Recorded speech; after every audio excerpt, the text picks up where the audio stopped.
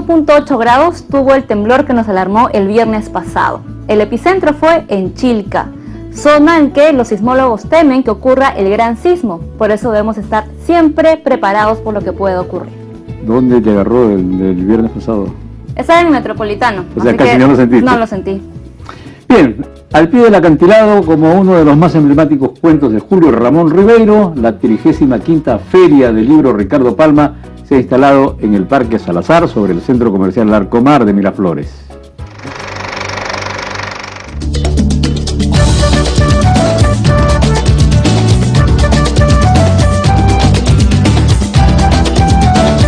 Estamos aquí en el Parque Salazar de Larcomar con la nueva versión de la Feria del Libro Ricardo Palma.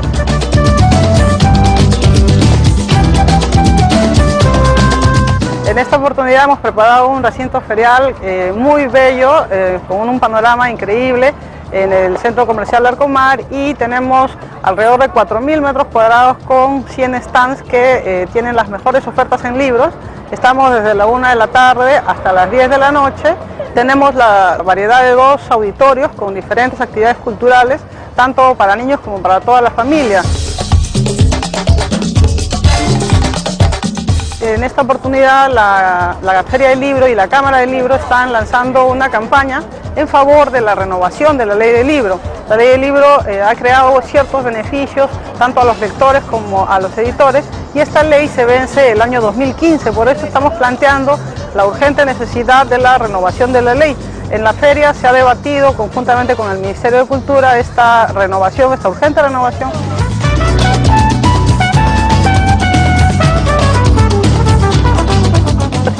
Invitamos a todos los ciudadanos, a todos los lectores a venir a firmar nuestro cuaderno de adhesión a la declaración que hemos hecho sobre la necesidad de promover la lectura y la lectura como un derecho a la educación de todos los peruanos, de todas las peruanas. Este cuaderno está aquí en el stand de la Cámara del Libro en la feria, y los invitamos a que suscriban el cuaderno para poder conversar con los congresistas, con el gobierno sobre esta urgente necesidad de renovar la Ley del Libro.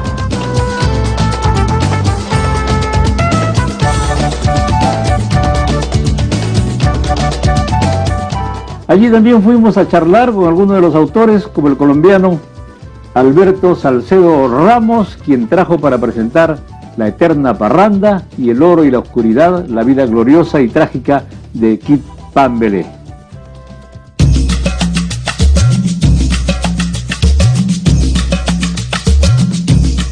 Debe ser difícil para un colombiano ser escritor y ser periodista, teniendo aún, a pesar del tiempo, un paraguas tan grande como el de García Márquez.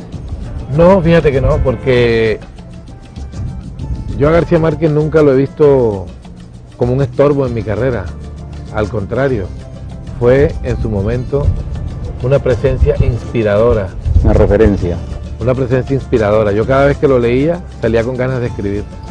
Así que lo lamento muchísimo por todos los paisanos que en un momento determinado lo vieron de esa manera perniciosa, como lo acabas de decir, porque se perdieron un gran escritor y al mismo tiempo incurrieron en la tontería de dejarse frenar por algo que no debió ser, sino simplemente un motivo de alegría, ¿no? Y de orgullo. Eso quiere decir que ha habido escritores que sí han padecido eso. Sí, sin duda. Y un gran tema ineludible en una Colombia desde hace 50 años, la violencia, enfocar la violencia. Primero, que es un tema del que de todas maneras hay que escribir, y luego hay que ser siempre original. Es imposible ser latinoamericano y mantenerse al margen de un tema recurrente en nuestros países como es la violencia. Ahora bien, es un error ocuparse de la violencia por la violencia misma. Es un error no contar la violencia de un modo que le permita a la gente comprenderla.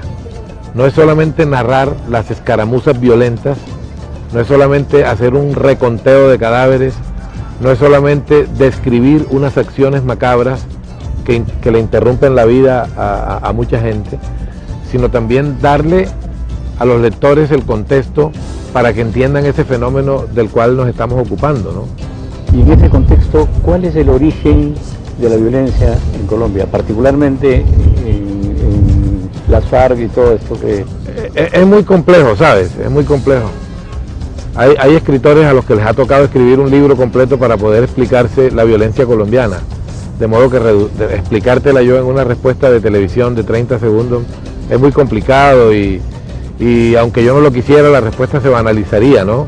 Tenemos conflictos como todos los países de América Latina y estamos tratando de salir adelante, pero también tenemos un país irresistente, heroico, valeroso, gente que se sabe reír.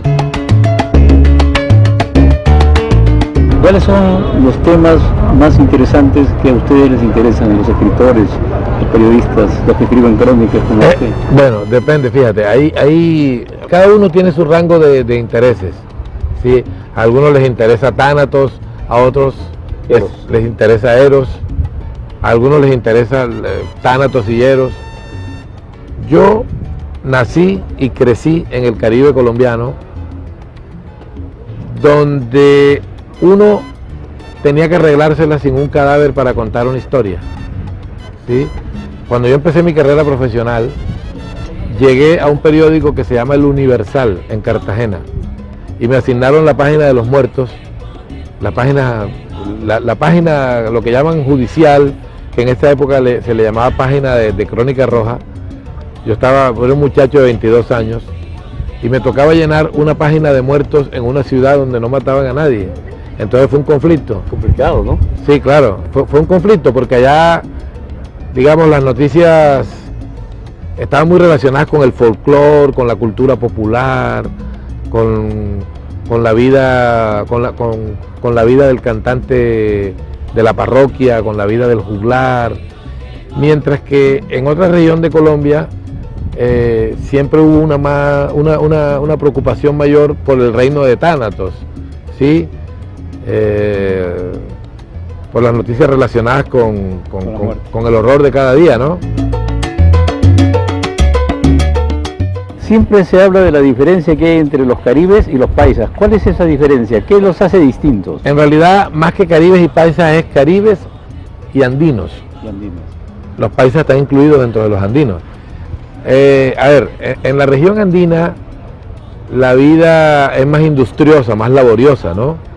En la región caribe, de donde yo soy, la vida es más expansiva, más festiva, si se quiere, ¿no? Más ruidosa, ¿sí? Nosotros en el Caribe hablamos a los gritos. Allá el que baja la voz es sospechoso, porque sí, todo el mundo se empieza a preguntar qué estará tramando, ¿no? Tú llegas a una parada de buses en Barranquilla, la ciudad donde yo nací, y ves 5 personas que están hablando como viejos amigos. Y se acaban de conocer. Claro, y les preguntas cuándo se conocieron y se conocieron hace 5 minutos, ¿sí? En el Caribe, el Caribe es el único lugar de Colombia donde 2 desconocidos abordan un ascensor y empiezan a conversar como viejos amigos. No hay un lugar más incómodo para interactuar que un ascensor, porque en un ascensor a ti se te constriñe tu espacio. En un ascensor todos nos preocupamos de que el otro no se acerque demasiado, salvo en el Caribe. Y en la zona andina de Colombia es lo contrario, la gente es muy ensimismada, la gente protege mucho ese espacio de intimidad del cual te hablaba, la gente se cuida de no darle demasiada libertad al que apenas acaba de llegar.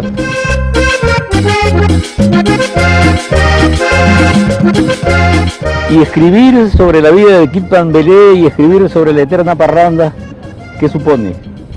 Bueno, escribir sobre Pambelé supone contar la vida de un boxeador estupendo que tuvimos. Uno de sus ídolos. En los años 70 y 80, un hombre que fue descrito por un colega colombiano como el hombre que nos enseñó a ganar.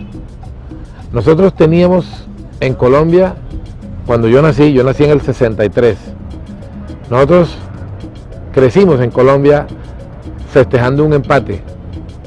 En el Mundial del 62, Colombia empató 4-4 contra la antigua Unión Soviética. En Chile. En Chile. En el Mundial de Chile. En el Mundial de Chile. Entonces ese empate se celebraba en Colombia como nuestra gran hazaña, ¿sí? Los mayores se inventaron un chiste. La camiseta de la antigua Unión Soviética tenía estampadas las siglas CCCP, y decíamos que eso quería decir con Colombia casi perdemos. Vivíamos festejando ese chiste nacional hasta que apareció el hombre que nos enseñó a pasar de las victorias morales a las victorias reales. El hombre que nos enseñó que era posible ganar teniendo la nacionalidad colombiana. Entonces a mí me inquietaba mucho que ese personaje, al cual yo amé en la infancia, se hubiera convertido en un antihéroe cuando yo era adulto. Y por eso me puse a averiguar para escribir el libro. El otro libro, La Eterna Parranda, es un libro de crónicas sobre el país, crónicas de la cultura popular, del conflicto armado, de personajes de la cotidianidad. Yo digo que este es un libro que se viaja, no es un libro que se lee. Tú entras a la primera página y cuando terminas de leerlo... Ya viajemos por todo Colombia. Ha viajado por la Colombia de los últimos años. Sí. ¿Y cuáles son los temas más interesantes, más allá de la violencia de Colombia de los últimos años? Mira, el tema interesante es el tema que tú quieras contar. El tema interesante es el que te excite, el que te produzca la voluntad de dejar un testimonio. Sí. El tema interesante es ese que te hace sentir que te mueres de las ganas de contar esa historia, sea cual sea. Para algunos escritores es un tema y para otros es otro tema, pero el tema interesante finalmente es el que hace que uno se siente frente al computador.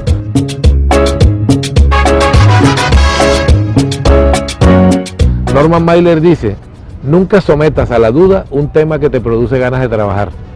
O sea, si el tema te produce esa pulsión, si el tema te lleva frente al computador y te pone a escribir, no dudes de él. Como el niño que utiliza 5 horas diarias para ir a la escuela. Esa es una crónica que yo escribí, sí. Fue un tema que hice en el Chocó, que es la provincia colombiana más pobre, una región afro, y bueno, y encontré ese niño que demora todo ese tiempo yendo. Se hizo todo el camino de ida y vuelta. Sí. ¿Lima cómo lo trata? Bueno, aquí en Lima le ha pasado muy bien. He comido maravillosamente. He disfrutado comprando libros de algunos autores peruanos a los que he amado desde siempre, como Julio Ramón Ribeiro, ¿sí? Muy buen referente, ¿no? Julio Ramón Ribeiro tiene una prosa, la prosa de ese señor era increíble, o sea, una prosa donde no hay ningún elemento que haga ruido, con una naturalidad, con una belleza discreta, una belleza que se ve que ha sido castigada por el ojo de un autor que no quiere sonar pretencioso, un autor que se castiga hasta dejar la prosa reducida a esa mínima expresión. No hay nunca es ornamental, nunca es excesivo, siempre está en el punto donde debe estar, ¿sí? Y es inteligente de manera natural, uno nunca lo siente alardeando, ¿sí? A Julio Ramón Ribeiro. Le agradezco mucho y espero que disfrute también no solamente de la comida, sino también de los libros de sus colegas.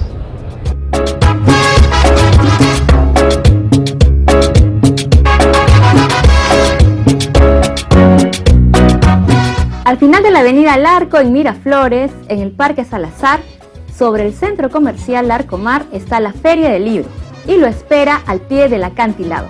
Vamos a la pausa y de regreso volveremos con Hugo Carrillo.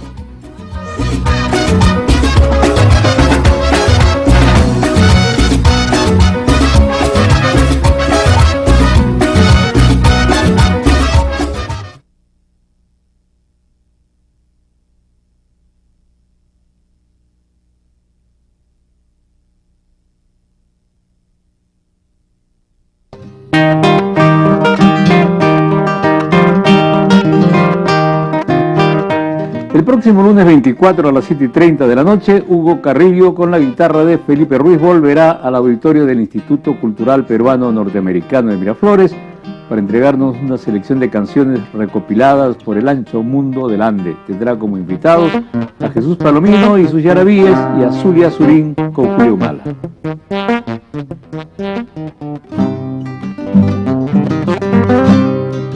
Hay Airabambayay, listung kanyachayay, airabambayay, listung kanyachayay, sumuchay kita upiay kachillaway, sumuchay kita upiay kachillaway.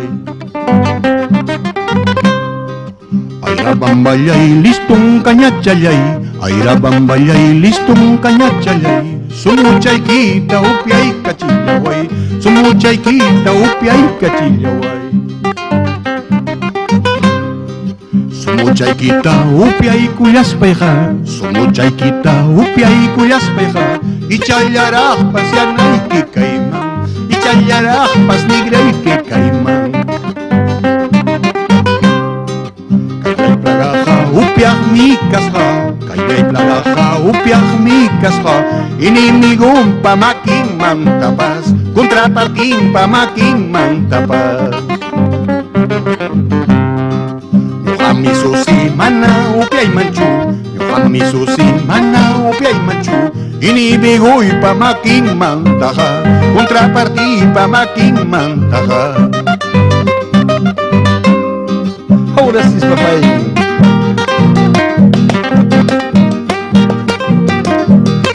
Ñau. Ya.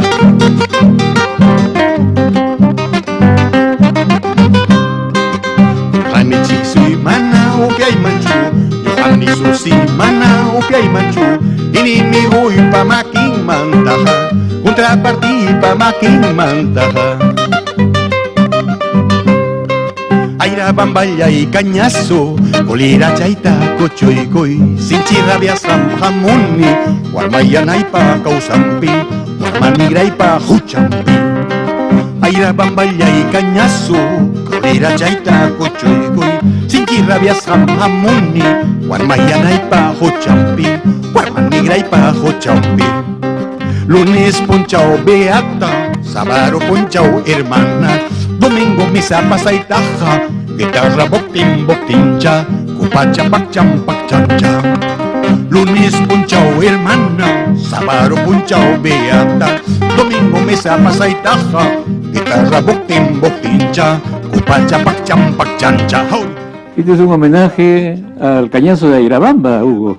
Esta canción es un homenaje efectivamente al cañazo de Airabamba, que era el biondi de los aguardientes, ¿no es cierto? En la Sierra Como el Central. pisco de Moquegua y Tacna. Claro, era así como biondi es el pisco famoso que sale de Moquegua y Tacna y se introduce en el esquema del país, y a partir del biondi incluso hay una nueva percepción de lo que es el pisco. Igualmente con el cañazo de Airabamba se genera una cultura en toda la región. El cañazo de Airabamba sirve para alegrar nuestras fiestas, para alegrar nuestros corazones, pero también para quejarse, ¿no es cierto?, de nuestras ingratitudes. Y se origina en la hacienda Airabamba, que está en los extremos de Ayacucho, colindando con el departamento de Apurímac, frente a Chincheros. Está en los márgenes del río Pampas. El propietario de esta hacienda era el gringo Parodi, un personaje muy simpático que, como tenía, era el único propietario de un vehículo en la región, entonces era el encargado de transportar a la gente, de llevarnos a los chincherinos, a los uripinos, en fin, hasta la fiesta de Cocharcas, ¿no? Era un tipo muy buena gente, que tenía además un trago de absoluta calidad. Ese trago ha desaparecido, Ya no hay más el Arabay. pero en su reemplazo se han generado, ¿no? Ahora tenemos un pulcaíno, por ejemplo, en la zona. Incluso le han cambiado ya de denominación, hay unos nombres algo sugerentes, algunos un poco vulgarones, de verdad, ¿no? Chancaquichachi, etcétera, como el RC de la selva, ¿no? Desmerecen más bien, ¿no?, la calidad de este aguardiente, que, como repito, seguramente ha servido para alegrar corazones en toda la región central, sur central del país, y también para cantar nuestras penas y alegrías y tristezas, ¿no? Y tú vas a cantar tus penas y tristezas y tus alegrías también este lunes 24 en el himno de Miraflores. Has recopilado nuevas canciones. Estas no te las había escuchado antes. Bueno, por primera vez vamos a interpretar algunas penas, porque lo que queremos hacer es, de algún modo, poner en práctica aquello que decía Mariátegui, ¿no es cierto?, peruanizar al Perú. Y peruanizar al Perú significa interpretar coherentemente lo que se canta en el espacio andino, en los Altos Andes, lo que se canta en la sierra, lo que se canta en el interior, en las provincias del país.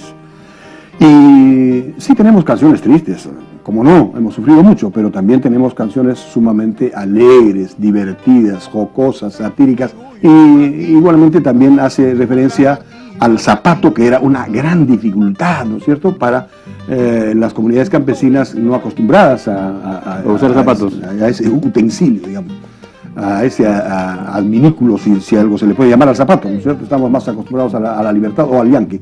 Y entonces, claro, cuando se producía esto de el matrimonio, venía con trago, venía con la obligatoriedad del matrimonio, pero además venía con zapatos. Y entonces te imaginas la enorme dificultad de gente que nunca ha usado zapatos, cómo te pones el zapato por primera vez y encima bailas, ¿no es cierto? Esa es la simbología, el tenor de la canción de Airabamba. Lunes 24 a las 7:30 de la noche en el Instituto Cultural Peruano Norteamericano de Miraflores, cuadra 1 de Angamos Oeste en Miraflores, Hugo Carrillo, Zulia Surín, Julio Humala, Jesús Palomino y Felipe Ruiz. Ahí estaremos. Jamoico y chiquiamo, con jarostic, con toso y cosa, un taquico y cosa, un coserico y cospa, y chapsa. Ajá, ya te estoy muy escuchando. Jamoico y chiquia. Guitarra buktin buktincha, kupacha pakcham pakchancha, hoy.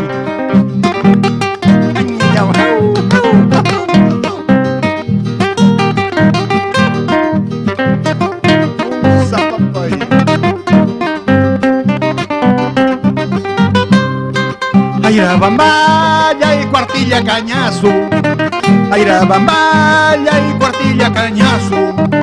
Munaktamana munaktam macharpa chihuasa, Munaktamana munaktam sikara chihuasa. Paichuya chayarja, mala vida casaita, Paichuya chayarja, mala vida casaita.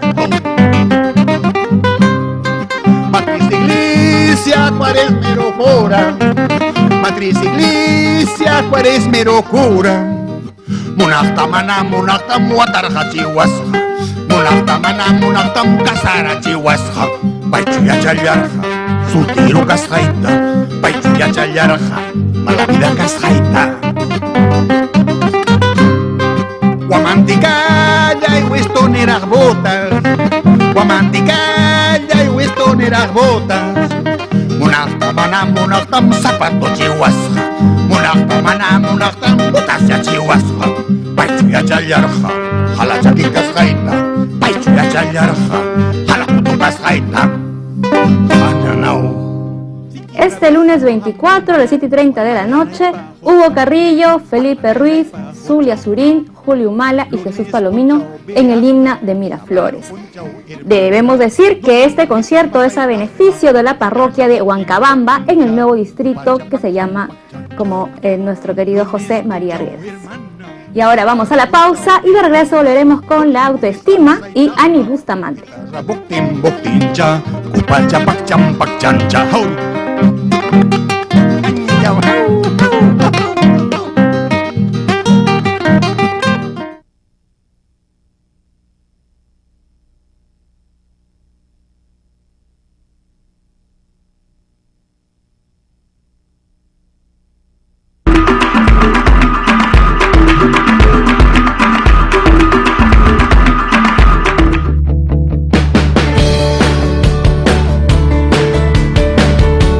La Academia de la Lengua Española define la palabra autoestima como la valoración generalmente positiva de sí mismo. En su libro Quiérete más, quiérete mejor, el psicólogo y psicoterapeuta Jordi Gil Martín la define como un concepto, una actitud, un sentimiento, una imagen y está representada por la conducta. Es la capacidad que tenemos con dignidad, amor y realidad. Lo cierto es que la autoestima constituye uno de los pilares más preciados de la vida del ser humano. Porque algunos dirían que el nivel de autoestima determina prácticamente nuestra existencia, nuestra calidad de vida. ¿Qué es autoestima? Es la valoración que tenemos de nosotros mismos, cómo nos vemos, si somos valiosos o somos despreciables. Todo esto implica autoestima. La autoestima la podemos definir en 3 constructos que son muy importantes. Uno es el autoconcepto, es decir, la definición, el concepto que tengo de mí mismo. El otro es la autoeficacia, es decir, me siento bueno o buena como para qué. Y el otro es el autoapoyo, hasta dónde tengo los recursos para poder apoyarme en mí mismo.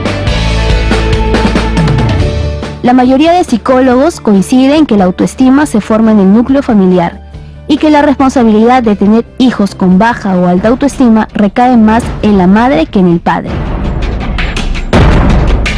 Yo diría que las mamás y los papás, pero sobre todo las madres, tienen que darse cuenta del enorme poder que tienen. Una madre, cuando le dice a su hijo, yo te quiero, para mí tú eres valioso, no me importa que saques 20, pero sí ver que te esfuerzas, están influyendo poderosamente en el nivel de autoestima que esa criatura va a tener. Si una niña es maltratada por su padre, cuando crezca se va a buscar un maltratador o ella va a ser la maltratadora de otra persona. Entonces, antes de castigar a los hijos física o psicológicamente, hay que pensarlo 1000 veces. Tenemos que aprender a respirar, a contar hasta 20 antes de decir palabras de las que después nos podamos arrepentir. Y por más definiciones que se tengan de autoestima, los estudiosos suelen referirse a alta autoestima y baja autoestima, conceptos que se sustentan a partir del desarrollo de nuestra vida emocional.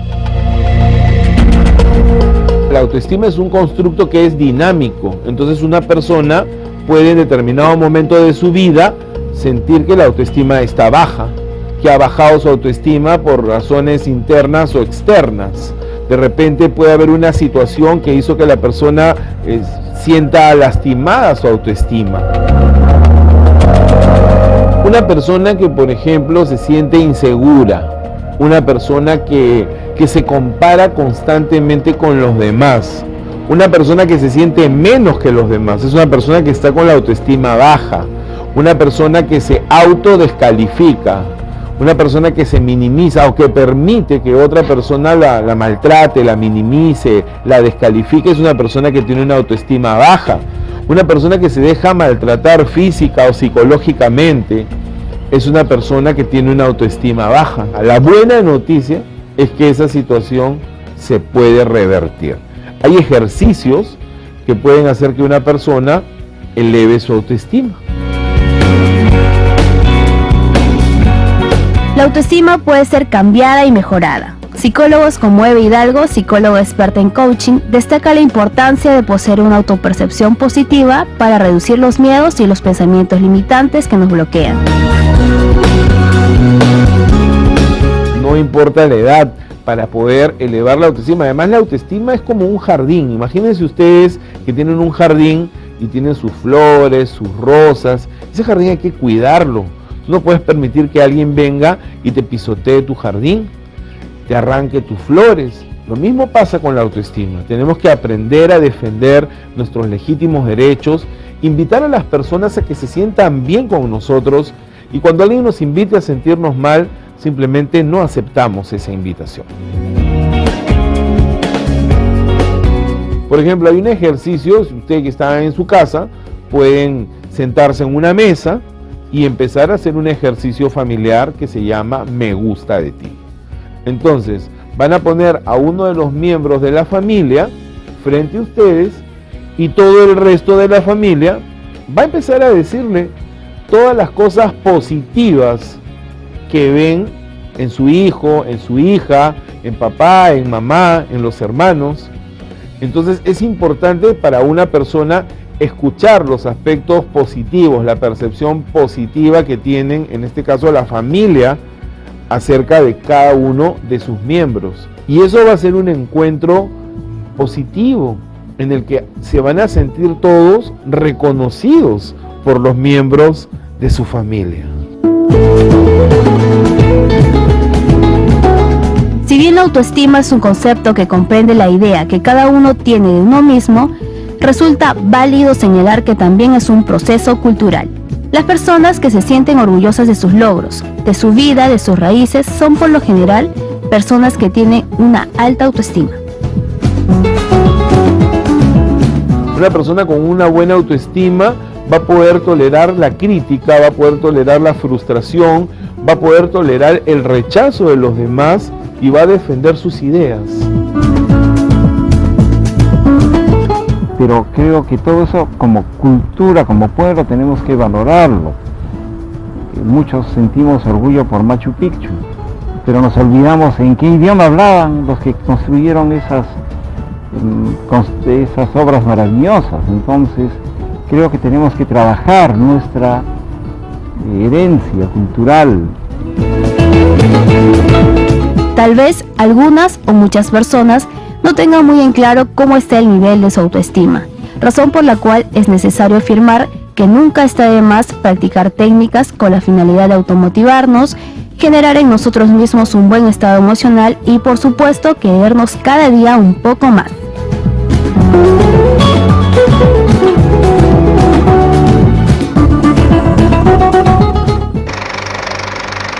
Ani Bustamante vuelve para hablarnos esta vez de lo masculino y lo femenino.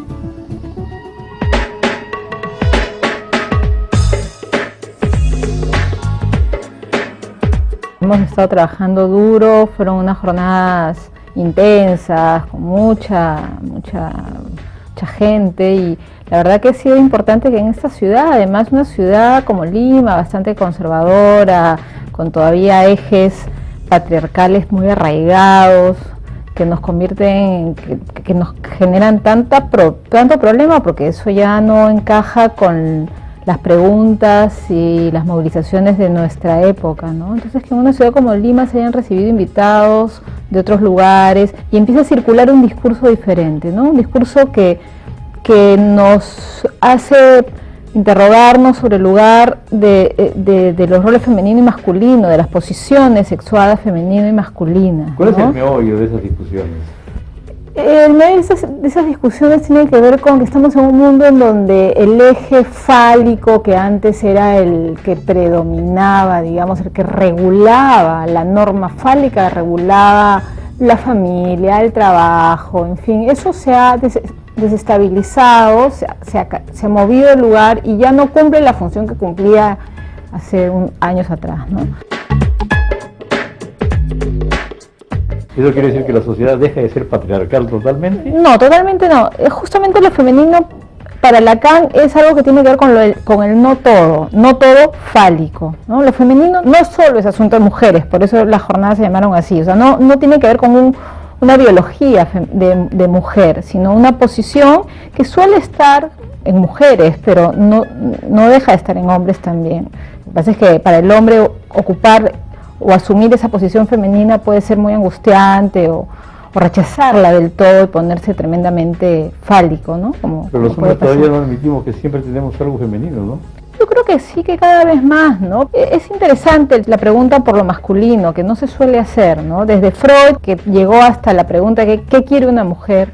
Nadie se pregunta qué quiere un hombre. Nadie se pregunta cuál es el deseo del hombre. Y yo creo que en esta época eso es interesante para pensar. Como Simone de Beauvoir, ella decía, bueno, una mujer siempre está frente a la pregunta ¿qué es una mujer? Un hombre no. Además, Simone de Beauvoir inaugura esta problematización tan interesante en relación al devenir mujer, ¿no? Y a la diferencia entre biología y sexuación, ¿no? Ella decía, la mujer no nace mujer, se hace mujer. Un paso más lo da Judith Butler, que es una teórica feminista de estudios culturales de género. Ella dice, no es que una mujer, ni siquiera es que una mujer se haga, porque es un proceso que no termina nunca. O sea, una mujer no nace, deviene y está en proceso siempre, ¿no? Y Lacan diría que una mujer es siempre otra.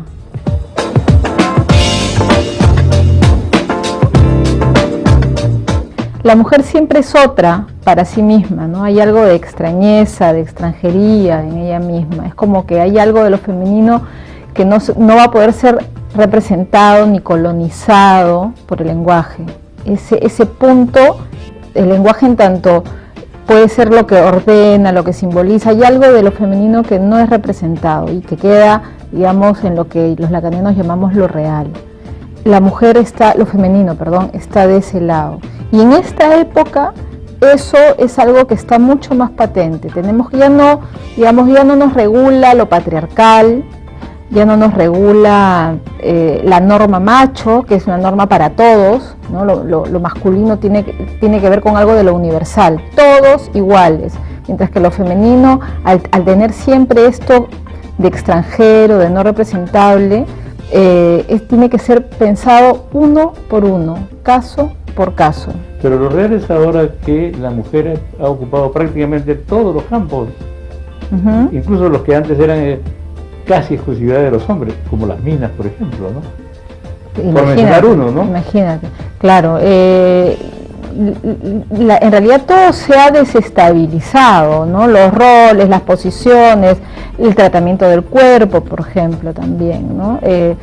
Los metrosexuales. Eso te iba a mencionar, sí, ahora sí.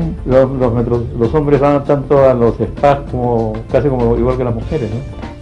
Claro, sí, pero por un lado hay una como proliferación que está muy tomada a partir de los estudios de género que plantean que hay tantos géneros como seres humanos y que cada uno se inventa un género.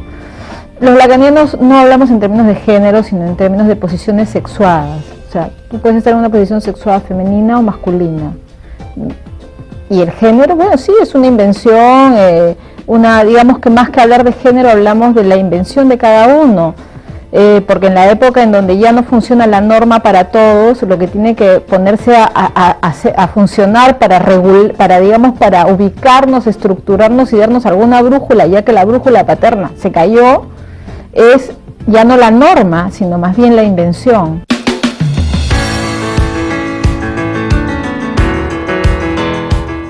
Antes habían como cosas muy parametradas, donde esta es carrera de hombres, esta es carrera de mujeres, ¿no? Y ahora eso, las mujeres están ocupando, y los hombres a su vez están como muy desorientados, porque ellos han estado sin hacerse nunca siquiera la pregunta ¿qué es ser hombre? ¿Qué es lo masculino? ¿Perdimos la brújula? Se perdió la brújula porque se colocaron en una posición como si lo masculino estuviese eternamente en ese lugar y se ha desestabilizado. Entonces creo que el hombre ha cedido muchísimo y creo que hay un no saber de qué manera posicionarse frente a una mujer y mucho más no saber posicionarse frente a lo femenino y frente a ese goce femenino que también lo habita él y que puede resultar muy aterrador. Lo femenino también nos da pistas para poder hacer un trabajo que pueda estar por fuera de la norma fálica, o sea, hacer algo con lo impensable, con cómo producir en una clínica que ya va por otro lado, ya no es la clínica tradicional freudiana, simbólica, donde el nombre del padre era lo que regulaba. Entonces lo femenino nos da pistas para una clínica contemporánea en donde el cuerpo ocupa otro lugar, donde como que las cosas están mucho más, digamos, a flor de piel, con menos, los velos se han movido, ¿no? Entonces sí, claro, da para mucho y también para hablar del tema de la violencia o del rechazo a lo femenino, porque aterra, ¿no? Gracias, Sandy, como siempre. Gracias también.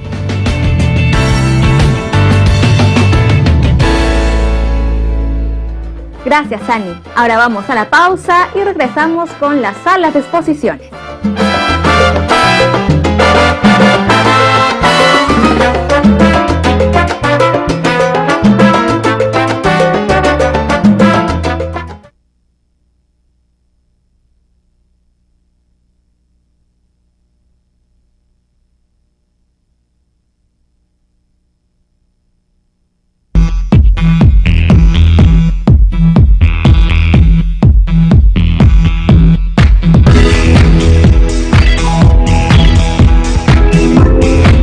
La artista plástica Elisenda Strems exhibe en el ojo ajeno su nueva muestra Porosidad y Territorio, que presenta distintas abstracciones de violencia política y guerra. El curador, Carlo Trivelli, Sostiene que el trabajo de Strems se caracteriza por una clara conciencia de la naturaleza del dibujo y sus posibles encarnaciones como lenguaje. Le sorprende la diversidad de soportes y técnicas en que se plasman los trabajos, recortes en vinil, impresión por inyección de tinta, video, entre otros. Gesto que sin duda refuerza este proceso de depuración gráfica que tiende a la creación de símbolos.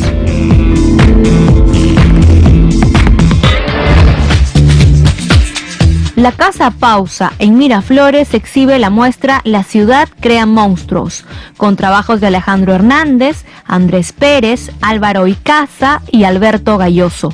Es un proyecto curado por Alex Huerta en el que los pintores hacen evidentes los monstruos creados por nosotros mismos en la constante búsqueda de la ciudad ideal. La ciudad nos protege de la naturaleza y lo salvaje, entre comillas, pero ¿quién nos protege de la ciudad y la civilización? Con este trabajo se busca entonces que nos planteemos nuevas formas de ver la ciudad, de experimentarla y de relacionarnos con y en ella.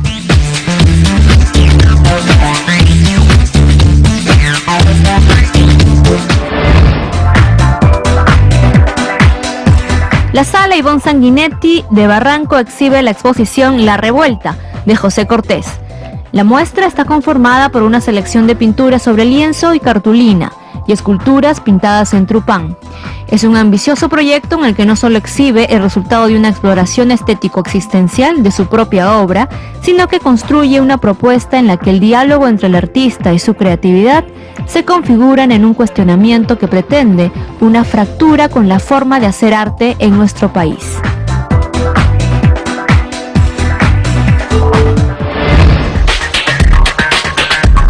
En la Sala Frances Wu en Barranco, Alejandro Jaime continúa su investigación en torno al paisaje y la intervención humana en el territorio con la muestra Extracción, los paisajes del vacío, donde detiene su mirada en transformaciones territoriales de gran escala generadas por la extracción minera y la agricultura. 3 lugares paradigmáticos de la historia y la geografía de Sudamérica articulan el discurso del artista: los andenes peruanos, el Cerro Rico de Potosí en Bolivia y la mina Chuquicamata en Chile.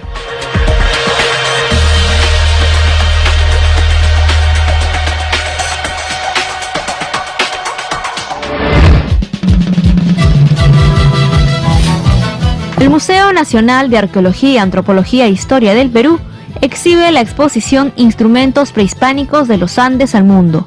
Son 35 instrumentos ancestrales del Ande que forman parte de la colección de 1900 instrumentos que resguarda el museo. Hoy día exhibimos en la muestra una flauta traversa de Cotos, que es de 2500 años antes de Cristo,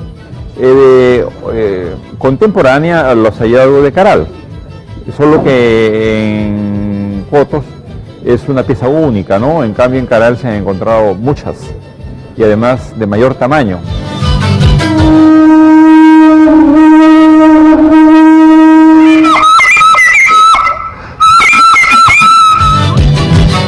Por el tipo de materia con la que están construidos, hay materias que podemos llamar inorgánicas y orgánicas. Las materias inorgánicas son las que no proceden de la naturaleza viva. Entonces, por ejemplo, tenemos antaras, flautas rectas, tambores, vasijas silbadoras, por ejemplo, de cerámica. Otra materia inorgánica es el metal, ¿no? En otros países hay de piedra, entre nosotros no hay piedra. La exposición invita a reflexionar acerca del concepto musical de los antiguos peruanos, que en definitiva difiere al de la tradición hegemónica occidental.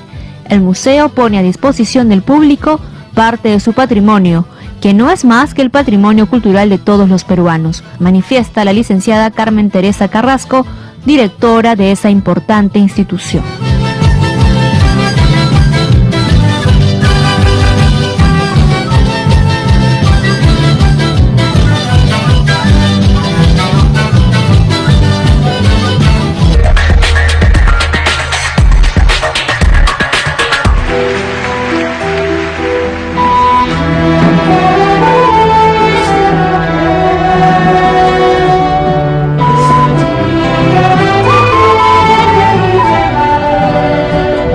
continúan las funciones de Le Cirque du Soleil hasta el 30 de noviembre con su espectáculo Corteo. Si usted desea vivir la experiencia de la magia del circo, no dude en asistir.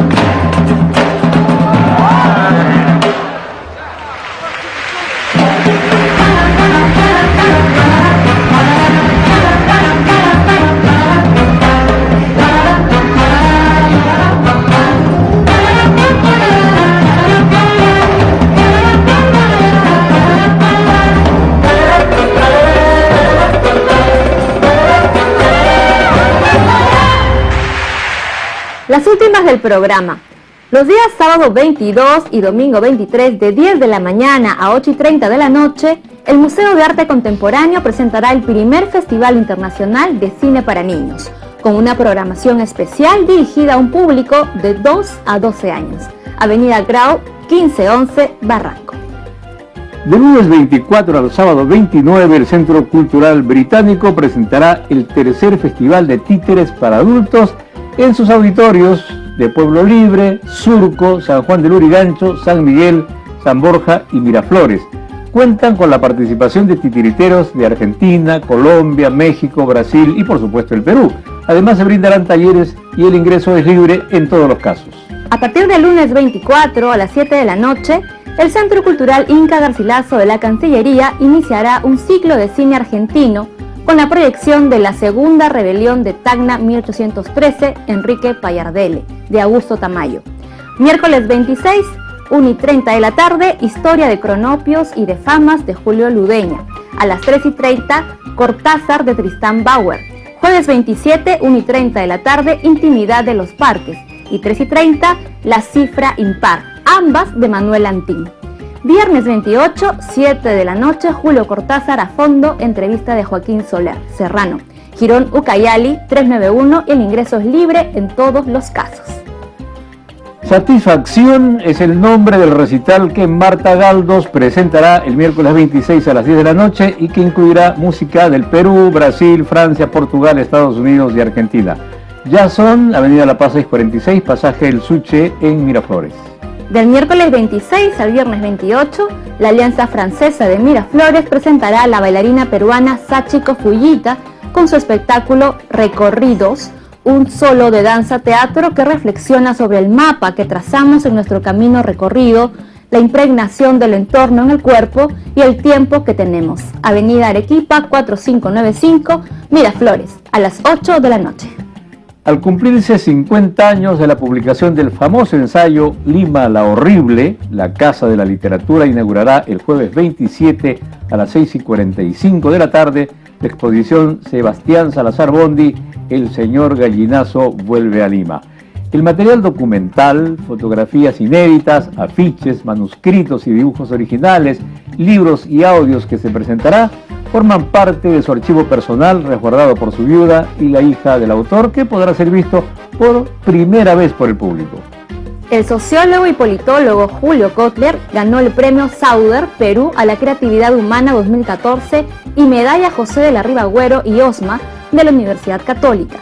Por su parte, el CONCITEC entregó el premio Santiago Antúnez de Mayolo en investigación en ciencia a Abraham Weisberg Bolash, investigación en tecnología, a Mirko Simic Peralta y en innovación tecnológica a Marino Morikawa Sakura, todos ellos científicos peruanos. ¡Felicitaciones! En la mesa de debate realizada el lunes 17 en la Feria del Libro, directivos de la Cámara y del Ministerio de Cultura debatieron acerca de la urgente renovación de la Ley del Libro e invitaron a la comunidad a adherirse a esa campaña. En la feria, que ya saben que está al final de la Avenida Larco, hay una planilla de adhesiones para que los ciudadanos puedan firmar y mostrar su simpatía con la propuesta. Germán Coronado recordó que el 12 de octubre del 2015 vencen los beneficios tributarios para las editoriales nacionales. El Ministerio de Cultura y el Instituto de Estudios Peruanos invitan al conversatorio Memorias y Diversidad Cultural con los temas la época del caucho en la Amazonía, la memoria de la organización campesina y la historia reciente de la violencia política. Ponentes: Ponciano del Pino, historiador; Ricardo Caro, sociólogo; Manuel Cornejo, investigador del Centro Amazónico. Todo esto en donde, en el IEP Horacio Urteaga 694 Jesús María, miércoles 26 a las 6 de la tarde, y el ingreso es libre. Y esto fue todo por hoy, amigos. Gracias por habernos permitido ingresar en vuestros hogares. Será hasta el siguiente programa.